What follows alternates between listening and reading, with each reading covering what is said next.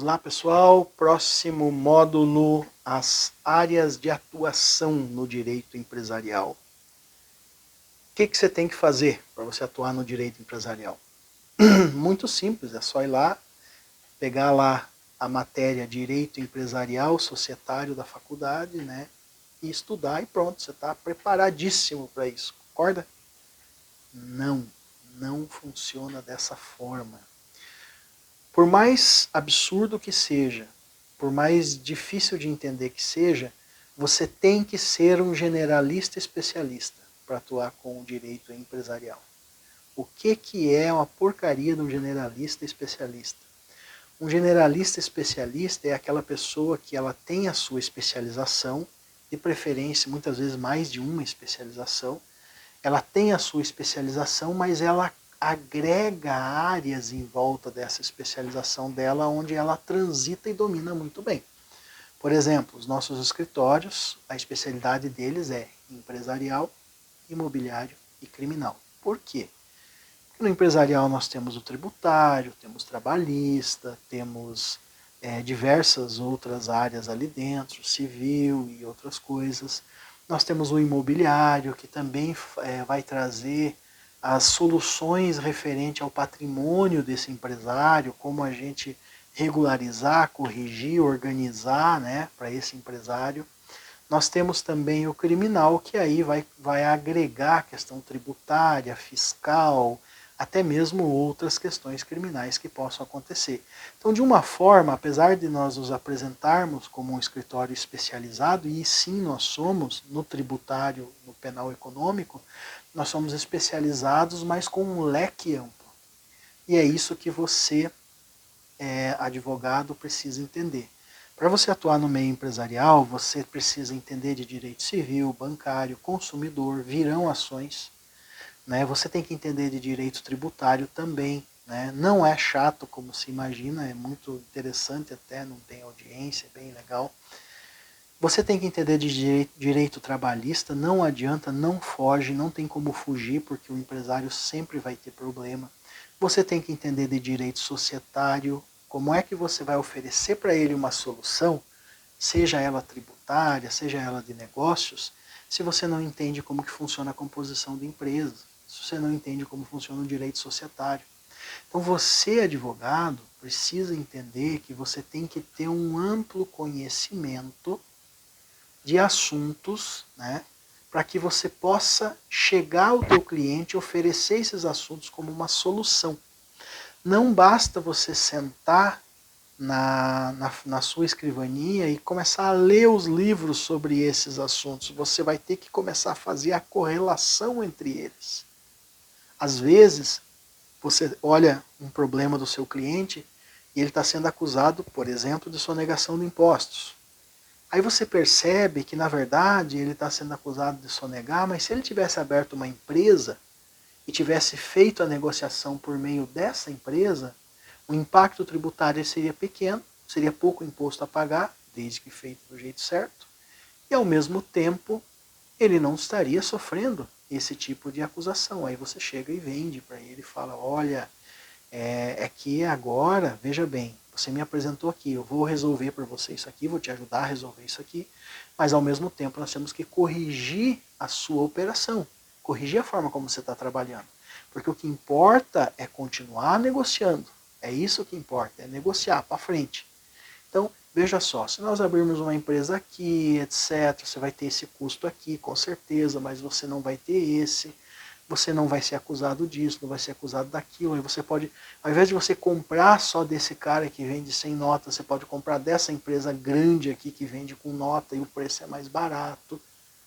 Resumo, você, advogado empresarial, você está posicionado para fazer o quê? Para oferecer solução para o problema do seu cliente.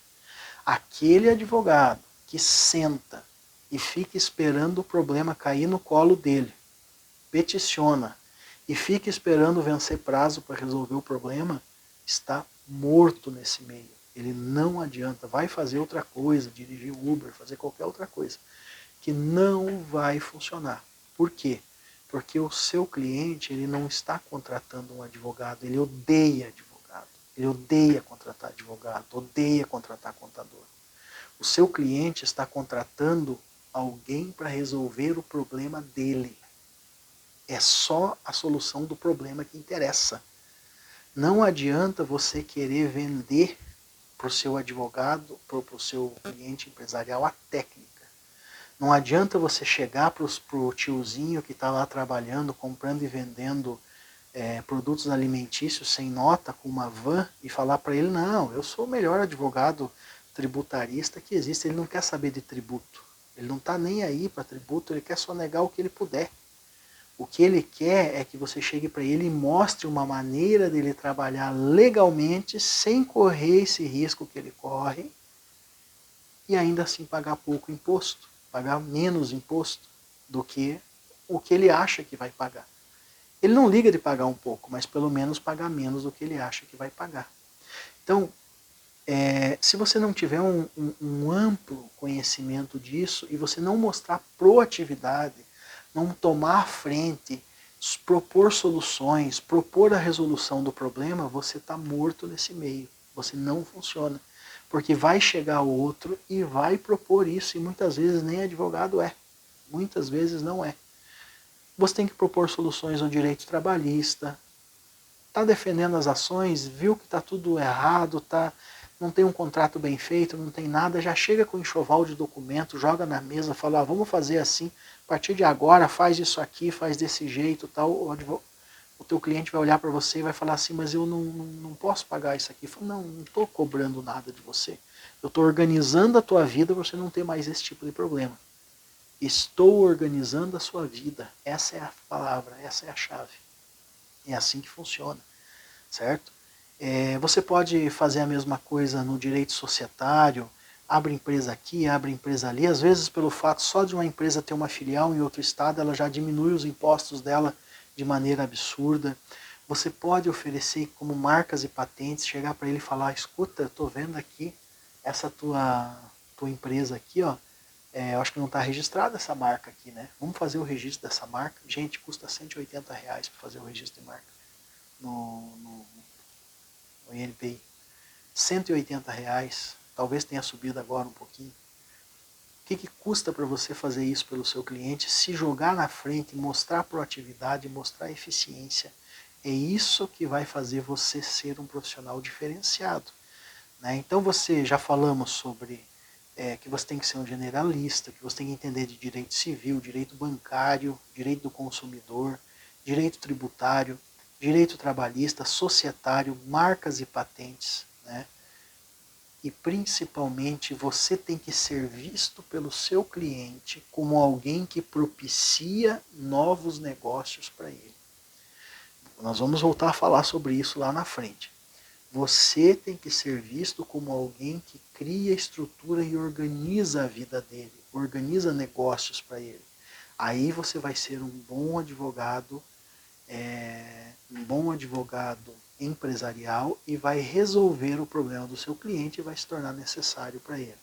Por mais que você não domine completamente todas as áreas, você tem que ter a sua especialização, de preferência uma especialização que diga respeito às atividades dele. Não vá se especializar em direito previdenciário, por exemplo, esperando em ajudar ele quando ele for se aposentar. Faça uma especialização dentro da área que você está atuando. Seja trabalhista, seja societário, seja tributário, seja civil, seja qualquer outro tipo de especialização. Mas é aí que você vai mostrar a tua força, a tua especialização e ao mesmo tempo mostrar a solução para o seu cliente. Então caíram as barreiras daquele conhecimento segmentado. Quem não tiver um conhecimento interdisciplinar da sua atuação e não souber trazer até a realidade do seu cliente, essa pessoa não vai ter sucesso dentro do meio da advocacia empresarial. Joia? Vamos ao próximo módulo agora. Eu quero falar para vocês sobre o perfil do advogado empresarial. Isso é muito importante. Nos vemos lá. Até mais. Tchau, tchau.